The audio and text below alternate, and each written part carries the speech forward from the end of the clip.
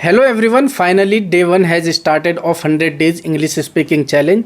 और जैसा कि मैंने आपसे बोला था 100 डेज़ इंग्लिश स्पीकिंग का चैलेंज हमारा आने वाला है और आज उसी का डे 1 है। हम ये वीडियो स्टार्ट करने वाले हैं ABCD से।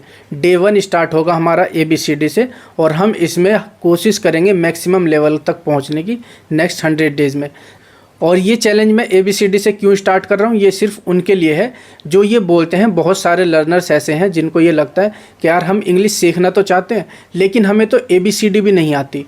और इस पूरे चैलेंज में हमारा मैक्सिमम फोकस रहेगा स्पोकन इंग्लिश पे, क्योंकि हमें बोलने की प्रैक्टिस बहुत ज़्यादा करनी है। बहुत सारे लर्नर्स को इंग्लिश समझ में तो आती है लेकिन जब इंग्लिश बोलने की बात आती है तो वो अटक जाते हैं, उनको शर्म आती है, डर लगता है, हेजिटेशन फील होता है। ये सारी जितनी भी चीज़ें ये सिर्फ इमोशंस है, इनके परे जाके आपको प्रैक्टिस करनी है। तो स्टार्ट करते हैं आज की वीडियो फ्रॉम ABCD। और ध्यान रखना ABCD से हम सिर्फ उन्हीं के लिए स्टार्ट कर रहे हैं, सिर्फ आपके लिए। अगर आपको भी ऐसा लगता है कि यार हमें इंग्लिश सीखनी तो है लेकिन हमें ABCD भी नहीं आती, सिर्फ बोलने की प्रैक्टिस करनी है, अगर आपको इंग्लिश वर्ड्स भी नहीं आती, ABCD से अल्फ़ाबेट से स्टार्ट करो। हमारे यहाँ इसको ABCD बोलते हैं, ग्लोबली इसको अल्फ़ाबेट्स बोलते हैं। तो स्टार्ट करते हैं। ABCDEFGHIJKLMNOPQRSTUVWXYZ, ये होती है ABCD। हमारे यहाँ इसको ABCD बोलते हैं, ग्लोबली इसको अल्फ़ाबेट्स बोलते हैं। इसके दो पार्ट्स होते हैं, एक होते हैं वोवेल्स और एक होता है कॉन्सोनेंट्स।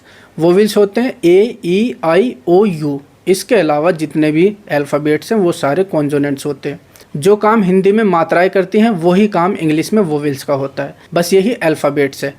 प्रैक्टिस कर लेना अगर आपको इंग्लिश वर्ड्स भी नहीं पता ना। और इसी तरह से हम स्टेप बाय स्टेप आगे बढ़ेंगे। 100 डेज़ इंग्लिश स्पीकिंग चैलेंज पूरा कंप्लीट करना है और मैं कोशिश करूंगा 2 वीडियोस रेगुलर डालने की।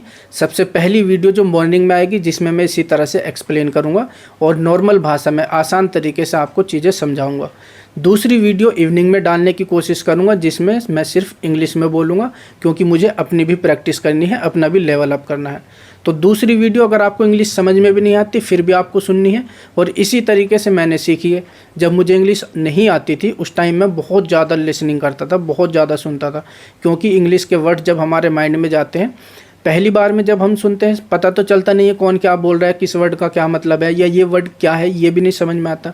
लेकिन जब हम बार बार बोलते हैं तो वो वर्ड समझ में आने लगते हैं। जब वर्ड समझ में आने लगते हैं तो फिर उसके बाद में हम उनकी मीनिंग भी ढूंढते हैं।